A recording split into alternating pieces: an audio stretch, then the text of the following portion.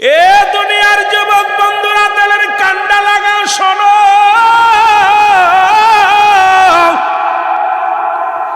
হযরত ওমর ফারুক রাদিয়াল্লাহু তাআলা আনহু ডাক দিয়ে কয়, বিদ্যারে, তুমি তোমার ছেলের বিচারের জন্য আনছো, কি অন্যায় করেছে? হুজুর, আমার ছেলে 3টা অপরাধ করছে। কয়টা অপরাধ? 1 নাম্বার অপরাধ, সে মানুষ হত্যা করছে। এটা পাপ কি ছোট না বড়?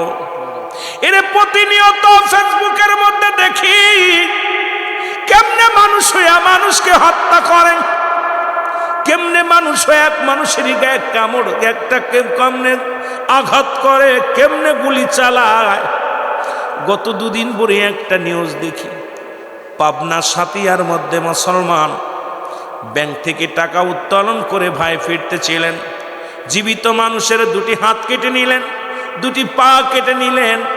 দুনিয়ার মধ্যে মানুষ যেমন গরু জবাই করে তার অঙ্গ প্রত্যঙ্গ যেমনি ছাড়ায়া দেয়, আরে নিষ্ঠুর মানুষগুলো একবারও কবরে চিন্তা করে নাই। এই মানুষগুলো, ও দুনিয়ার যুবক বন্ধুরা, এই মানুষগুলো অমানুষ। পৃথিবীর মধ্যে জন্মের পর থেকে শুনেছিলাম, মায়ে বলতো বাবা মানুষের মতো মানুষ হইতে হবে, বাবাই বলতো মানুষের মতো মানুষ হইতে হবে, দাদাই বলতো মানুষের মতো মানুষ হইতে হবে, উস্তাদ বলতো মানুষের মতো মানুষ হইতে হবে। আমি ভাবতাম কেন মানুষের মতো মানুষ হইতে বলে? বাবারও হাত পা আছে, মায়েরও হাত পা আছে, শিক্ষকেরও হাত পা আছে, তবে আমি কি মানুষ নয়? এখন বুঝতে পারি কেন মানুষ হতে বলেছিল। আজকে দুনিয়ার মধ্যে যারা মানুষ হইয়া বিদেশ থেকে ডিগ্রি আনিয়া, মুসলমান শোনো, বিদেশ থেকে পিএইচডি করিয়া এই দুনিয়ার মধ্যে যারা বড় বড় অফিসার হইয়া অফিসে বসে সুদ খায় আর ঘুষ খায়, এরা মানুষ কি অমানুষ? যারা বলেন মানুষ কি অমানুষ? ডিগ্রি ঠিকই নিছে, মানুষ হতে পারে নাই। পিএইচডি ঠিকই করছে, মানুষ হতে পারে নাই। আরে আমার ভাইরা, আমার বন্ধুরা, আমার বড় বড় ডিগ্রি নিয়ে ডক্টরি হইয়া অপারেশন করে, যাদের হাতে টাকার জন্য রুগী মারা যায়, এই ডাক্তারগুলো মানুষ না অমানুষ? যারা বলেন মানুষ কে অমানুষ? যে সন্তান তার বাবাকে পিটা, বুড়ো বয়সে পিটা ঘর থেকে বাইর করে দেয়, এরা কি মানুষ না অমানুষ? আজকে বুঝতে পেরেছি কেন মানুষ হতে বলেছিল। আজকে যুব সমাজ, তোমরা মানুষ হতে পারো না, অমানুষ হয়ে গেছো। আর অমানুষ যদি হয়ে যাও, তোমার কারণে তোমার পিতা মাতা জাহান্নামে যাবে। জোরে জোরে চিল্লায়া বলা যাবে না, ঠিক কিনা? 3টা অপরাধ করেছে। ওমর ফারুক রাদিয়াল্লাহু তাআলা ডাক দিয়ে বলে, যুবক, ও যুবক শুনে নাও, তুমি কি জানো তুমি কত বড় অপরাধ করেছো? যুবক বলে, আমিনুল মুমিনিন, আমি বুঝি না কি অন্যায় করেছি, কি অপরাধ হয়েছে জানি না। বলে, যুবকরে 1 নাম্বার শুনে নাও, জিনা ব্যভিচার। যদি কোনো যুবক, যদি অবিবাহিত যুবক যুবতী যদি জিনা করে, আমার বাবারা দিলের কান্ডা লাগান, শুনবা। আলোচনার ময়দানে বসেছ, যতক্ষণ পর্যন্ত থাকবা দিলের কান্ডা লাগায় দিবা। এত দূর থেকে বক্তা নিয়া এখান থেকে আলোচনা শুনে যাওয়া, শুধু চিল্লাই ইয়েস নো ভেরি গুড বলে লাভ নাই। আলোচনা দিলের কান্ডা লাগায় নিতে হবে, আমলের নিয়তে নিতে হবে, গুনাহ মাফের জন্য নিতে হবে। আমার বাবারা আমার ডাকতে বলে, যুবক রে, তুমি কি জানো না জিনার শাস্তির পরিমাণ? বলে, হুজুর আমি জানি না। বলে, যে পৃথিবীর মধ্যে যদি কোনো অবিবাহিত নারী, অবিবাহিত পুরুষ যদি জিনা করে, তার শাস্তির বিধান হলো এই পৃথিবীর মধ্যে 100 ডোরা তার গায়ের মধ্যে মারতে হবে। এর কয়েকটা ডোরা মারা পর যদি কোনো যুবক যুবতী মারা যায়, বিবাহিত না হওয়ার কারণে, অবিবাহিত হওয়ার কারণে, ও যুবক, অবিবাহিত হওয়ার কারণে তারা গোসল পাবে, তারা দাফন পাবে, তারা কাফন পাবে, জানাজা পাবে। অবিবাহিত হওয়ার কারণে তাদেরকে জানাজা পড়ানো যাবে, অবিবাহিত হওয়ার কারণে তাদের গোসল করানো যাবে, তাদেরকে দাফন করানো হবে। তবে বাকি অংশটা, তার বেতের আঘাতগুলো, চাবুকের আঘাতগুলো তার কবর উপরে মারতে হবে। একটা বিচার যদি আপনাদের এই মাতালবাড়িয়ার জমিনের মধ্যে হতো, আমার বিশ্বাস এই মহেশখালীর জমিনে হতো, আমার বিশ্বাস এই জমিনের মধ্য থেকে চিরতরে জিনা ব্যভিচার বিদায় হয়ে যেত। জোরে বলেন আল্লাহু আকবার। ও যুবক, দিলের কান্ডা লাগা, শোনো। আজকে ফেসবুক খুললে দেখি এর বউ নিয়ে গেছে, খালি পারকেরই আজরে কোন ঠিক কিনা? এ যুবক, কোন বিবাহিত নারী বিবাহিত পুরুষ যদি জিনা করেন, জিনার শাস্তির বিধান হলো, যদি কোনো বিবাহিত নারী বিবাহিত পুরুষ জিনা করে, শাস্তির বিধান হলো সর্বপ্রথম তাদের মাটি করবে, মাটি কুড়িয়া বুক পর্যন্ত মাটির নিচেই পুঁততে হবে, পুঁতিয়া কঙ্কার মারতে হবে, যতক্ষণ পর্যন্ত মৃত্যুবরণ না করবেন, যতক্ষণ পর্যন্ত মৃত্যু না হয় ততক্ষণ পর্যন্ত তাদের পাথর ছুঁড়ে মারতে হবে, পাথর ইট পাটকেল যা পাবেন ছুঁড়ে মারবেন। যখন নিশ্চিত হয়ে যাবেন মারা গেছে, মারা গেলে তার মাটি করে উঠাইতে হবে, উঠাইয়া তার কি করতে হবে? বিবাহিত নারী বিবাহিত পুরুষ কোনো জানাজা পাবে না, বিবাহিত নারী বিবাহিত পুরুষ কোনো কাফন পাবে না, বিবাহিত নারী বিবাহিত পুরুষ কোনো দাফন পাবে না। দিবালায় মানুষের সামনে কুকুর শিয়াল দিয়ে তাদের লাশটা খাওয়া দিতে হবে।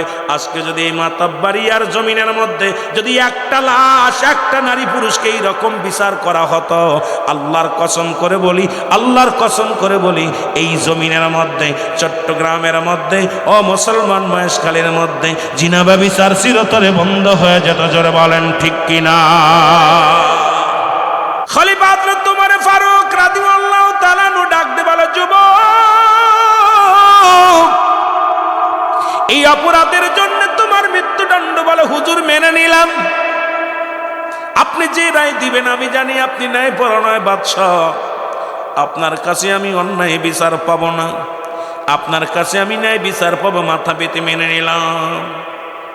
2 নাম্বার অপরাধ, বলে 2 নাম্বার অপরাধ তুমি মানুষ হত্যা করেছো, হত্যার মধ্যে হত্যা মহাপাপ। বলে, হুজুর মেনে নিলাম। 3 নাম্বার অপরাধ তুমি মাদক সেবন করেছো, এটার জন্য তুমি দণ্ডনীয় অপরাধ। বলে, হুজুর মেনে নিলাম। কারণ অধিক পরিমাণ আজকে দুনিয়ার মধ্যে অনেক গাঁজাখোর মদখোরের বিরুদ্ধে ওয়াজ করে, কিন্তু ওই জর্দাখোরের বিরুদ্ধে ওয়াজ হয় না, বিড়িখোরের বিরুদ্ধে ওয়াজ হয় না। হাজার হাজার আলেমরা এখন জর্দার মধ্যে নিশার মধ্যে জড়িত আছে, ও ওয়াজ করবে কি? অনেক মসজিদের ইমাম সাহেব এত অনেক জর্দা ছাড়া চলে না, অনেক বক্তা জর্দা খায় আর ওয়াজ করে, বিড়ির বিরুদ্ধে ওয়াজ করে। আমার ফতোয়া শুনে নেন মুসলমান, আমি এটা হারাম বলবো না, বিড়ির চাইতে ক্ষতিকারক হলো জর্দা, এটা হলো মাকরু। এ মুসলমান, এটা মুবাহ, অপছন্দনীয়। অধিক পরিমাণ মাকরু সেবন করলে সগীরা গুনাহ, সগীরা গুনাহকে ছোট করে দেখলে কবিরা গুনাহ, কবিরা গুনাহকারী জাহান্নামী। সুতরাং নিজেই তো জাহান্নামের মধ্যে থাকে, তুমি কি ওয়াজ করবা? কারণ নিজেই তো বিপদের মধ্যে আছো, আরেকজনকে কেমনে বাঁচাইবা? জোরে বলেন ঠিক কিনা? তবে আমার বিচারের আগে আমার বাবার বিচার করা লাগবে। কার বিচার? জোরে বলেন, কার বিচার? খলিফা হযরত ওমর ফারুক রাদিয়াল্লাহু তাআলা ডাকতে বলে, যুবক, তুমি কি জানো না উনি তোমার কি হয়? কয়, বাবা হয়। তুমি কার বিরুদ্ধে অভিযোগ করো? কার বিরুদ্ধে অভিযোগ করো? কারণ রাসূল তো মা বাবার প্রতি কেমন সহানুভূতি করতে বলেছে, মুসলমান রাসূল তো সব জানায়া দিয়ে গেছে। নবীজি মা বাবার কথা বলতে যাইয়া রাসূল নিজের মার কথা, নিজের বাবার কথাগুলো রাসূল কেমনি রাসূল সাহাবীদের ভিতরে বর্ণনা করেছে। পিতা মাতার হকের কথা বলতে যাইয়া রাসূল বিনায়া বিনায়া চোখের পানিগুলো ছেড়ে দিছে। মার কথা মনে করে নবী চোখের পানি ধরে রাখতে পারে নাই, রাসূল আমার চোখের পানিগুলো দর দর করে জমিনের মধ্যে ছেড়ে দিছে। যারা বলো আল্লাহু আকবার। খলিফা হযরত ওমর ফারুক ডাকতে বলে,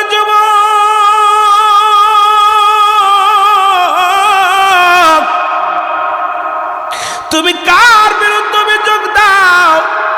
বলে, হুজুর, 1 নাম্বার অপরাধ আমার বাবার। আজকে আমি খুন করেছি, মানুষ হত্যা করেছি, আমি আজকে মাদক সেবন করেছি, জিনা ব্যভিচার করেছি, এর জন্য আমার বাবা মা দায়ী। 1 নাম্বার অপরাধ আমার বাবার, সে আমাকে একটা ভালো মা দেয় নাই। 1 নাম্বার অপরাধ আমার বাবার, সে যদি একটা ভালো মা আমাকে দিত, ওই আদর্শ মার সন্তান আমি কোনোদিন অন্যায় পথে যাইতে পারতাম না।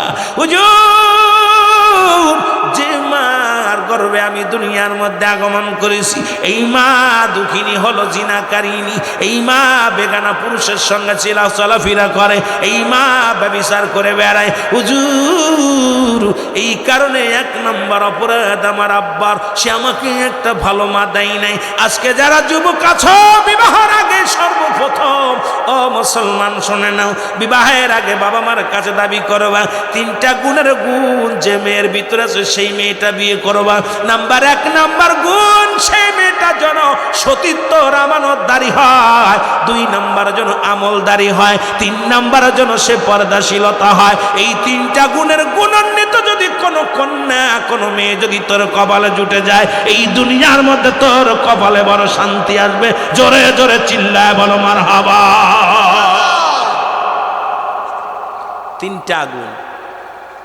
সুলাইমান পয়গম্বর চেয়েছিল 5টা গুণ, তার ভিতরে 1 নাম্বার গুণ হওয়া লাগবে। সুলাইমান পয়গম্বর যখন বিবাহের বয়স হয়ে গেল, উজির বলতেছে হুজুর আপনার তো বিবাহের বয়স হয়ে গেছে, বিয়ে করতেন না? কই কখন যে বয়স হয়েছে বুঝতে পারি নাই, তা বিয়ে করবো? উজির সব জায়গা ডোল পিটাইয়া দাও, 5টা গুণের গুণান্বিত যে মেয়ের ভিতরে আছে ওই মেয়েকে বিয়ে করবো। তার নাম্বার অল পৃথিবী ঘুরে এই গুণ পায় নাই, 5টা গুণের মেয়ে পায় নাই। তার ভিতরে 1 নাম্বার হলো সতীত্বর আমানতদারি।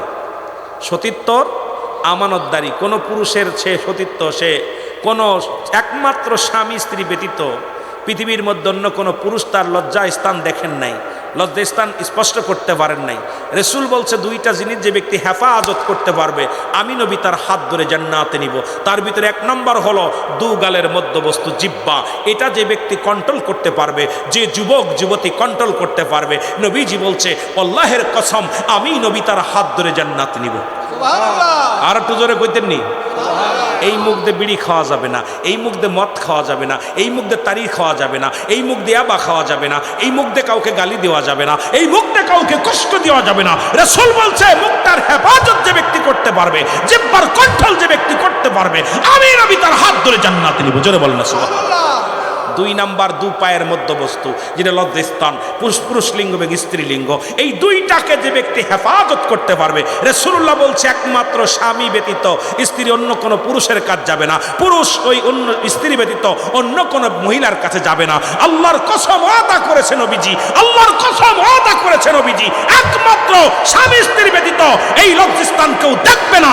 আমি নবী ওয়াদা করেছি তাকে হাত ধরে জান্নাতে নিব। জোরে বলেন না সুবহানাল্লাহ। এই যুবকরা ওয়াজ শুনেছি, কথা কয় না। এই প্রেম প্রীতি যত করবি কর, শুনে নে ওয়াজ আগে। এই 2টা কন্ট্রোল যে ব্যক্তি করতে পারবে, রাসূল বলছে 2 পায়ের মধ্যবস্তু, সেটাও স্ত্রীলিঙ্গ এবং পুরুষ লিঙ্গ 2টা। এই 2টা একমাত্র স্বামী ব্যতীত অন্য জায়গা যাবে না, স্ত্রী ব্যতীত অন্য জায়গা যাবে না। এই 2টা যে ব্যক্তি কন্ট্রোল করতে পারবে, রাসূলুল্লাহ ওয়াদা করেছে, রাসূলুল্লাহ ওয়াদা করেছে আমি তাকে হাত ধরে জান্নাতে নিব।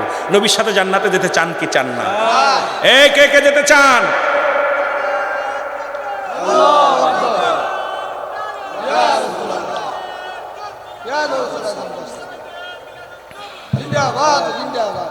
আমিন বলেন, আমিন বলেন। কষ্ট হচ্ছে আপনাদের?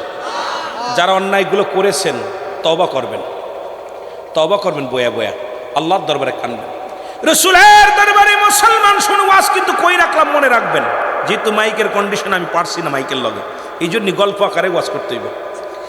যুবক বন্ধুরা শুনে নাও, রহমতের নবীর কদমের মধ্যে এক যুবক এসে বলে নবী গো, ইয়া রাসূলুল্লাহ, ইয়া হাবিবাল্লাহ, নবী গো আমারে কি মাওলা মাফ করবো, আমারে কি মাফ করবো? নবী কয় যুবক রে তওবা কর, আর তওবাকারী আল্লাহ ভালোবাসে, মাফ করে দেয়। যুবক কান্দারে বলে নবী গো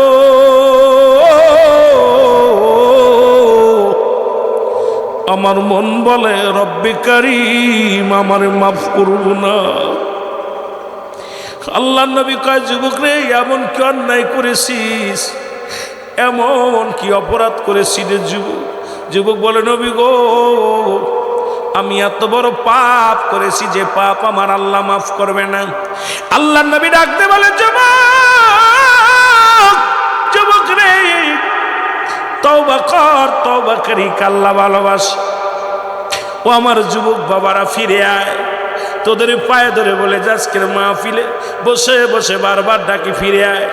যুবক কান্দে আর বলে নবী গো ইয়া রাসূলুল্লাহ, ইয়া হাবিবাল্লাহ, নবী গো আমার মন বলে আমার গুনাহ মাফ হবে না।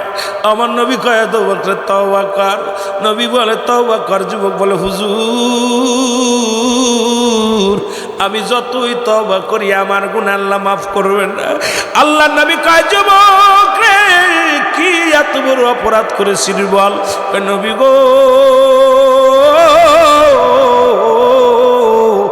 আপনি জানেন মক্কা মদিনায় কবর থেকে কাপনের কাপড় চুরি হয়।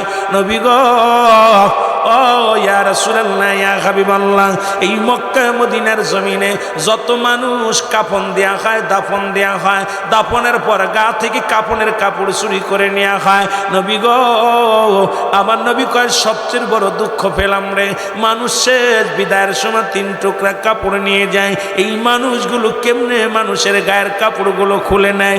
আরে আমার নবীজি কষ্ট পায়। যুবক ডাক দি বলে নবী গো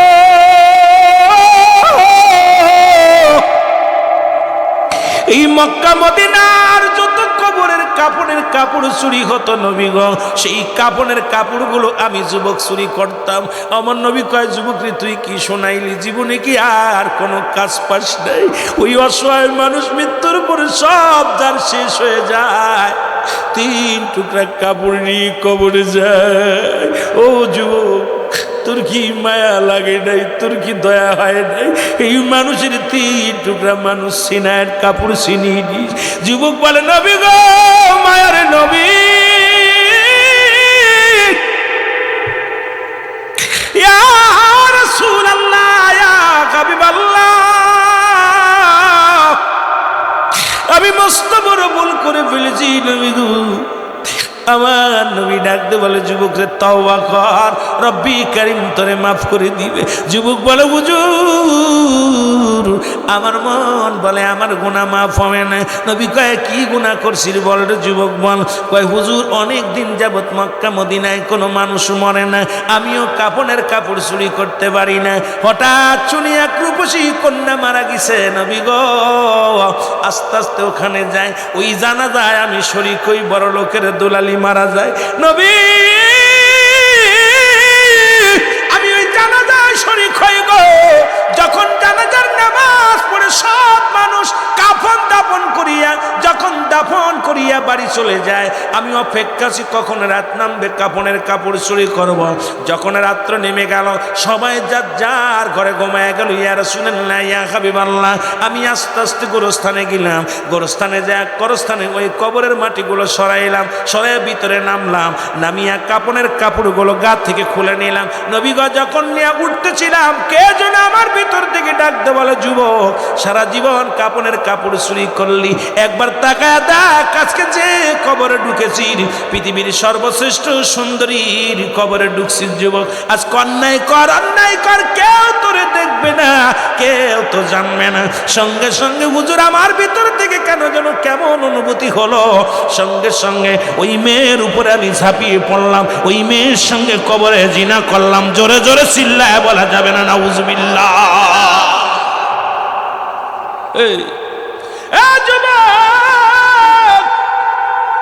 এত শুনেছিলাম মক্কা মদিনায়, আর এই বাংলাদেশে 90% মুসলমানের রাষ্ট্র, মুসলমানদের দেশ।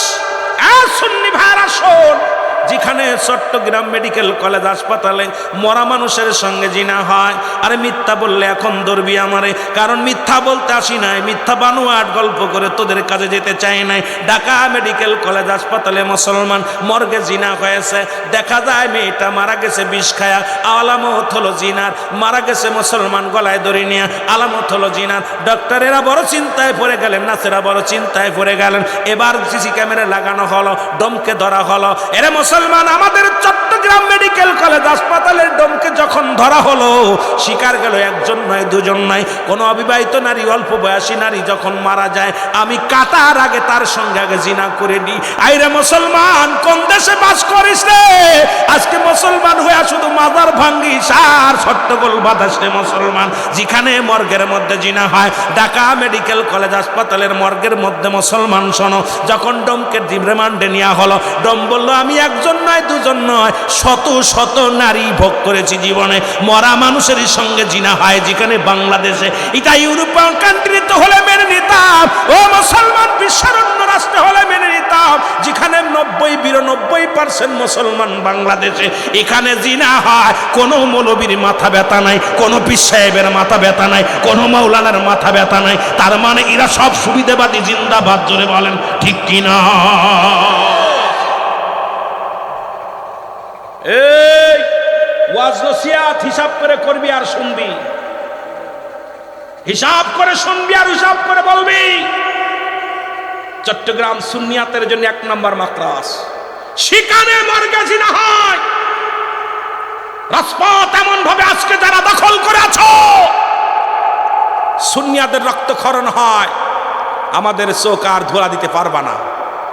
কারণ নবীজির একটা কথা শোনেন, নবীজি বলে যাই মাঝখানে ফাঁকা জায়গা বুড়া করো, ওই জায়গা শয়তান বইছে, আগে আসো। আমি বলছি না আপনারা বারণ করলে আমি বন্ধ করে দেব মাইক, ভয়ের কোনো কারণ নেই। কারণ আমিও অনেক দূরে যাবো, অল্প একটু আলোচনা করব। আর আমার আলোচনা এইভাবেই হয়, কারণ আমি তেল মেরে ওয়াজ করা শিখি নাই জীবনে। কারণ তেলবাজি করে ওয়াজ রুহুল আমিন সিদ্দিকী করে নাই। যত এখন মৃত্যু আসবে হাসি মুখে মরণ দিব। কারণ এই দুনিয়া আইসি একদিন, যাব একদিন। তেল মেরে ওয়াজ করে জীবনে কবরে হিসাব দিতে হবে। অধিকাংশ আলেমের জিব্বা কাটা পড়বে। এই তেল মারা বক্তাগুলো আয়া আয়া সুবিধাবাদী গোলালুর মতো মিশে যাবা, টাকার কাছে বিক্রি হবা, গোলালুর মতো মিশে যাবা, এর পক্ষে আমি নয়। ভালো লাগলে দাওয়াত দিবেন, না লাগলে না দিবেন। আইতাম রিজিক যদি আমার থাকে আইতে আসবো। জোরে বলেন ঠিক কিনা? কথা বোঝেন? কথা বোঝেননি? কষ্ট পাচ্ছেন? আমার নবীর একটা ইতিহাস শোন। নবীজি বলে গেছেন, রাসূলুল্লাহ বলছে আমি দেখতেছি অসিরেই, রাসূলুল্লাহ বলছে আমি অসিরেই দেখতেছি পূর্ব দেশ থেকে, আমি এন্তেকালের পরে, আমার এন্তেকালের পরে পূর্ব দেশ থেকে একটা কাফেলা বাইর হবে। সেই কাফেলার ধ্বনির মধ্যে থাকবে নারায়ে রিসালাত ইয়া রাসূলুল্লাহ, নারায়ে তাকবীর আল্লাহু আকবার। এই ধ্বনি দিতে দিতে আমি নবীর রওজা পর্যন্ত তার আগমন করবে। আমি আমার জ্ঞান, আপনাদের মতো এত জ্ঞানী না আমি, যেহেতু আমি ক্ষুদ্র ছোট্ট মানুষ। আমার চাইতে বিজ্ঞ ওলামায়ে কেরাম বসে আছেন, আরও আমার চাইতে পিছনে আপনারা যারা বসে আছেন সবাই জ্ঞানী। আমি আপনাদের সেই সবচেয়ে মূর্খ মানুষ। যদিও শরিয়াতের ডিগ্রি নিচে 2-4টা, আমি এই ডিগ্রি মনে করি না আমার ডিগ্রির প্রয়োজন। সেকেন্ড ক্লাস পাইনি, সব ফার্স্ট ক্লাস। তবে এগুলোর আমি মূল্যায়ন করি না। আমার সবচেয়ে বড় মূল্যায়ন আপনাদের দোয়া। আপনারা দোয়া না করলে আমি কথা বলতে পারবো না। আমার রব্বে কারিম যদি কথা না বলায় বলতে পারবো না। আমার ডিগ্রির কোনো ফকুর নেই। আমার সফরকারী, আমার সফর সঙ্গে মেহেদি হাসান যিনি, ওনার 4টা ডিগ্রি, 4 3-4 টাইটেল, সব ফার্স্ট ক্লাস। তা আমার যেগুলো আমি সাথে যাদের চলে, তাদের ডিগ্রির কাছেও আমি কিচ্ছু না।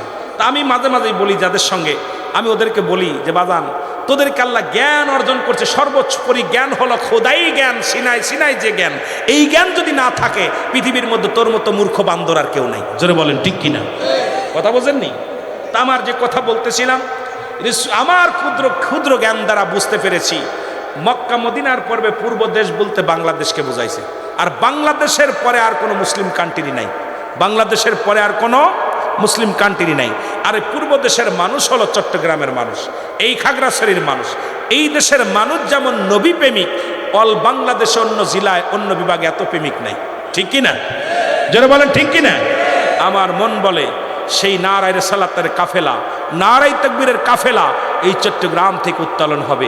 এখান থেকে নবীর সৈনিকেরা স্লোগান দিতে দিতে রাসূলুল্লাহর রওজা পর্যন্ত যাবে। যারা বলেন না মারহাবা। আল্লাহ এই কাফেলা আমাদের শরীক হওয়ার তৌফিক দান করো। এই যে সামনে আসতেছে আপনার কি ঈদে মিলাদুন নবী সাল্লাল্লাহু আলাইহি ওয়াসাল্লাম, দেখবেন মানুষের ভিড়। এই যে ঈদে মিলাদুন নবী আজকে যে ওয়াজ দিছে, এইটার পরে নামের পর আজিমুশান বড়, বিশাল বড় ঈদে মিলাদুন নবী। ঈদ মানে আনন্দ, মিলাদ মানে জন্ম বৃত্তান্ত। এক মানে ঈদের নিমাদের মিলাদের দলিল দিতে লাগলে একটা আয়াত, একটা সূরা পড়বেন, আমার সাথে পড়েন, বিসমিল্লাহির রাহমানির রাহিম।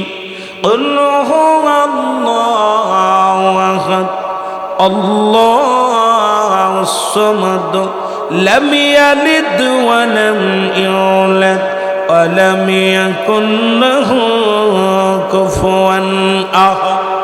এত দলিল দরকার নেই। ইমাম সাহেবরা দলিল একটা দিবেন, অত দরকার নেই। আল্লাহ বলেন হাবিব আমি আল্লাহ এক। একটা দলিল, বেশি অত কোরআনের দলিল লাগবে না, একটা দলিল সূরা ইখলাস। ঈদে মিলাদুন নবী জায়েজ করার জন্য মৌলবীদের একদম কসম দেয়া দলিল একটাই, বেশি দরকার নেই। আল্লাহ বলেন হাবিব আমি আল্লাহ, পৃথিবীর মধ্যে কাউকে জন্ম দিই নাই, কারো থেকে জন্ম নিই নাই। সুতরাং মিলাদ মানে জন্ম বৃত্তান্ত। স্রষ্টার জন্ম নাই, সৃষ্টির জন্ম আছে। রাসূলের বাবার নাম আব্দুল্লাহ, আমার নাম আমেনা, দাদার নাম আব্দুল মুত্তালিব, দাদির নাম ফাতিমা, নানার নাম আফজুরি, নানির নাম বাররা। বংশ হলো কুরাইশ। 570 খ্রিস্টাব্দে দুনিয়ার মধ্যে আসছে। এখন যদি নবীর মিলাদ অস্বীকার করে কোনো মৌলবী, তারে জিগাইবেন আল্লাহর জন্ম কয় তারিখে, আল্লাহর আব্বার নাম কি, মার নাম কি, দাদার নাম কি। একমাত্র মৌলবীর বাড়িতে গরুটা আছে তারও মিলাদ আছে, বাড়িতে বিড়ালটা আছে বিড়ালটারও মিলাদ আছে। কারণ মিলাদ শব্দের অর্থই হলো জন্ম বৃত্তান্ত। এইটা যারা না মানে সে আবার কিসের লেখাপড়া করছে আগে আমাদের বুঝতে হবে। জোরে জোরে চিল্লায় বলেন ঠিক কিনা। বেশি দলিল লাগবে না, এইটুক দলিল দিলে যথেষ্ট। এত দলিল লাগতো না। মিলাদুন নবী, ঈদ মানে আনন্দ, মিলাদ মানে জন্ম বৃত্তান্ত। মুসলিম মিল্লাতের ঈদ হলো 5টা। এখন ঈদ যখন লেখে মানুষের মাথা গরম হয়, কয় কোন হালুয়া। এ মুসলমান শুনে নাও, গভীর মনোযোগ। ও আমার বাবারা আমার, 1 নম্বর ঈদের নাম হলো ঈদ মিলাদুন নবী সাল্লাল্লাহু আলাইহি ওয়াসাল্লাম।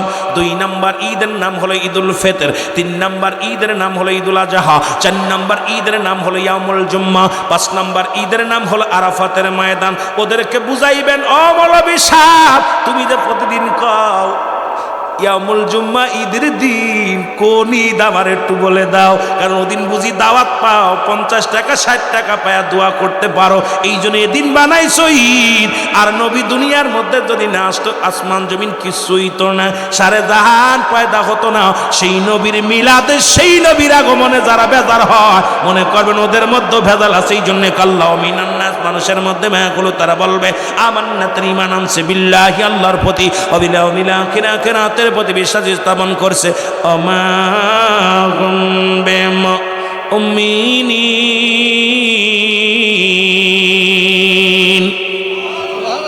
এরা মুনাফিক আসরে। আব্দুল্লাহ ইবনে উবাই নবীর সাহাবী ছিল, রাসূলকে মারার ষড়যন্ত্র করেছিল, এখনো আছে রাসূলুল্লাহর মিলাদের নিয়ে। এখন ওরা 2টা মিলাদ, 2টা ঈদ পালন করে, একটা হলো ঈদুল ফিতর, একটা ঈদুল আজহা। ঈদুল ফিতরে পাওয়া যায় হলো চামড়া, ঈদুল ফিতরে পাওয়া যায় যাকাত ফিতরা, আর হলো আমার বাবারা গভীর মনোযোগ, আর ঈদুল আজহায় পাওয়া যায় হলো চামড়া, ঈদুল ফিতরে পাওয়া যায় ফিতরা। এখন এই 2টা ঈদ ওদের কাছে জায়েজ। আর ঈদে মিলাদুন নবী খরচ করতে গেলে টাকা খরচ করা লাগে। চট্টগ্রামের মানুষ অনেক টাকা খরচ করে, এই জন্য এই যে ঈদে মিলাদুন নবীর মাহফিল করছে, খরচ করা লাগে। এইটা ওরা করবো না, ওরা নিবেও আলহামদুলিল্লাহ, দিব কয় নাউজুবিল্লাহ, কথা কইতে নিরে। এই জন্য ওদের কাছে এটা ভালো না। এই মিলাদুন নবীর ওয়াজ করতে গেলে অনেক ওয়াজ, কিন্তু আমি ওদিকে যাবো না, যেহেতু আর অল্প একটু আলোচনা করবো। মহব্বতের সঙ্গে দুরূদ শরীফ পড়েন আল্লাহুম্মা। কেছে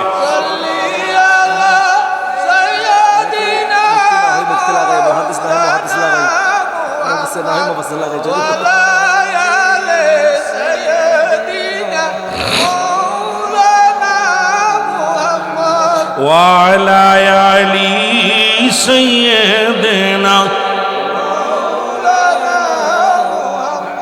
ওয়াজ তো অনেক দূরে চলে গেছে বাবা, অনেক লম্বা আলোচনা হয়ে গেছে। যুবক, আল্লাহর নবী বলে, যুবক দূর হয়ে যা, আমার কদম থেকে দূর হয়ে যা। বলি ইয়া রাসূলুল্লাহ, ইয়া হাবিবাল্লাহ, আমি যখন জিনা করলাম, এরপরে আমি কাপড়টা খুলে নিয়ে যখন কবর থেকে উঠতেছিলাম, ভিতর থেকে একটা আওয়াজ আসলো, যুবক আমি অসহায় মেয়ে, আমার সঙ্গে তুমি অন্যায় করলা, আমি তোমাকে বাধা দিতে পারলাম না, তবে আমি আল্লাহর আদালতে মামলা দিলাম। পৃথিবীর কোনো পুরুষ আমার জীবনে আসে নাই, তুমি আমার সতীত্ব নষ্ট করলা, আমি আল্লাহর আদালতে মামলা দিলাম। রব্বে কারীম যেন কোনোদিন তোমারে ক্ষমা করে না। জোরে বলো আল্লাহু আকবার।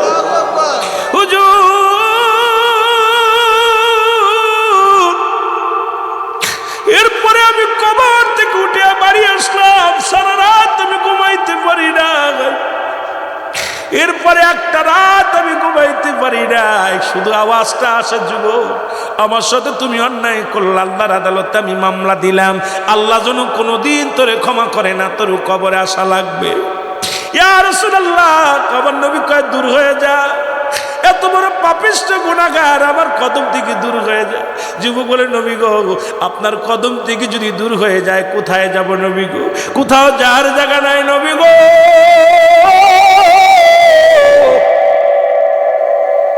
ইয়া রাসূলুল্লাহ, ইয়া হাবিবাল্লাহ, কোথাও যাওয়ার জায়গা নাই, কোথাও বলার জায়গা নাই নবী গো। আপনার কদম থেকে যদি ফিরে যায় এই পৃথিবীর বুকে আর কোথাও জায়গা নাই, কারণ আপনি একমাত্র রহমতের বেয়ালা নবী গো। আল্লাহ আপনাকে রহমত দিছে। আল্লাহ বলে মা আরসালনাকা ইল্লা রাহমাতাল লিল আলামিন। আমরা গুনাহগার গো নবী, আমরা গুনাহগারে বলো আমরা গুনাহ বীজ আমরা গুনাহগারে ও নবী গো। এর সালাত সালাম জানাই, সালাত সালাম জানাই আপনার উপরে ও নবী গো। ও নবী ও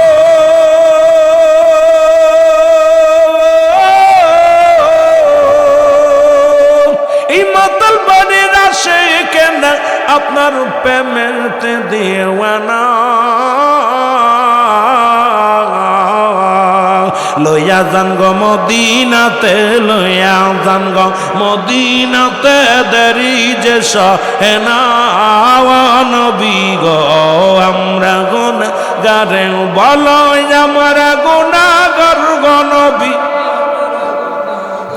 আরো জোরে বলেন আমরা গুনাহগার গো নবী, আমরা গুনাহগারে ও নবী গো।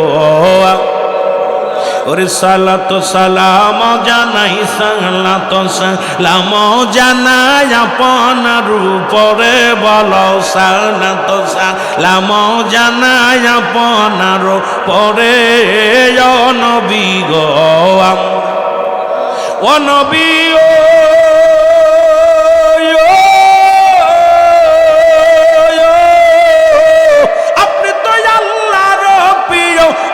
জগতের পরে আপনার সমতুল্য, আপনার সমতুল্য নাই জগতের মাঝে ও নবী গো। আমরা গুনাহগারে বলো আমরা গুনাহগার গো নবী, আমরা গুনাহগারে বলো আমরা গুনাহগার গো নবী, ও নবী গো। আমরা গুনাহগারে বলো সালাত সালাম জানাই, সালাত সালাম জানাই আপনার উপরে ও নবী গো। এ দুনিয়ার মুসলমান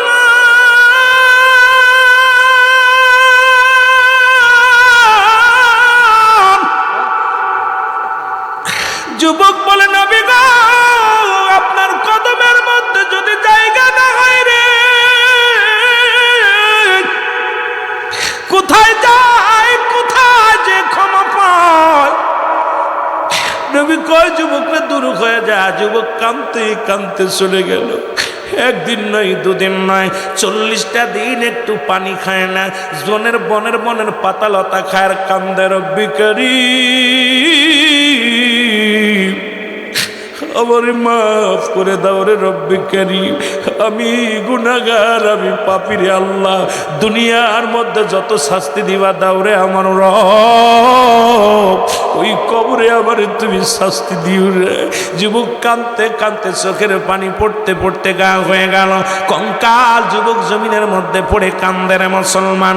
এরা যুবক কেমন সময় এলহামের মাধ্যমে শুনতে পায়, যুবকরা আর কান্দিস না, তোর চোখের পানি সহ্য করতে পারে নাই, ভুল করেছিস, ভুল থেকে ক্ষমা চাইছিস, আল্লাহ তোরে মাফ করেছে রে যুবক।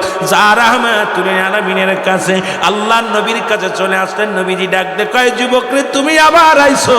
যুবক বলি ইয়া রাসূলুল্লাহ, ইয়া হাবিবাল্লাহ, আপনার দরজা থেকে যদি কেউ ফিরে যায় যাওয়ার জায়গা নাই রে ইয়া রাসূলুল্লাহ, ইয়া হাবিবাল্লাহ, নবী গো আপনি আমার কালিমা পড়ায়া দেন। নবীজি কালিমা পড়ায়া দেয়, আশহাদু আল্লা ইলাহা ইল্লাল্লাহু ওয়াহদাহু লা শারীকা লাহু ওয়া আশহাদু আন্না মুহাম্মাদান আবদুহু ওয়া রাসূলুহু লা ইলাহা ইল্লাল্লাহু মুহাম্মাদান মুহাম্মাদুর রাসূলুল্লাহ সাল্লাল্লাহু আলাইহি ওয়াসাল্লাম।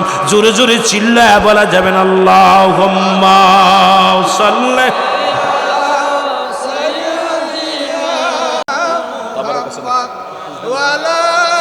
ওয়ালা আলি সাইয়্যিদিনা।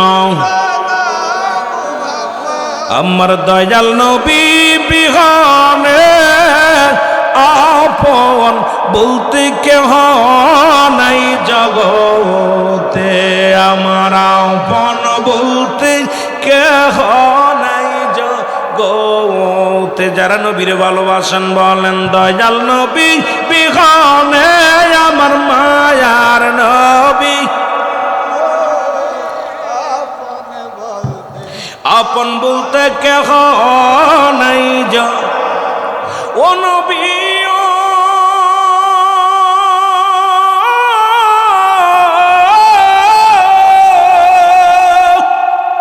এই মদিনাতে আসেন গো আপনি আমায় এতিম বানায়।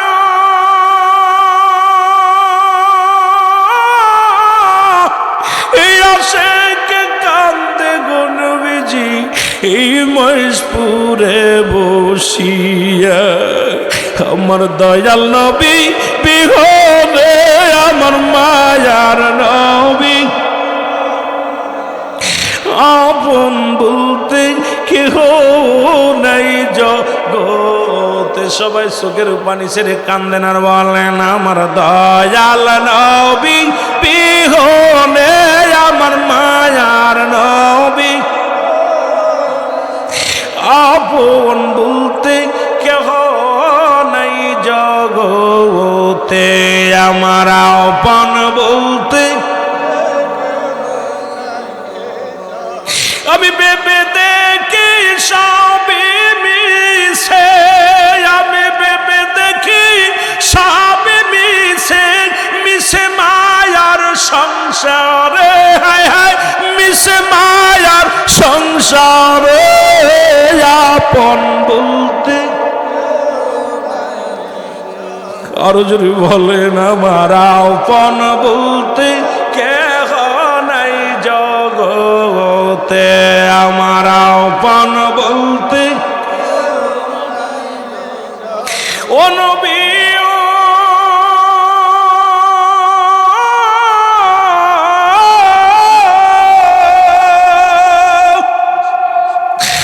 মদিনাতে আসেন গো আমায় এতিম বানায়।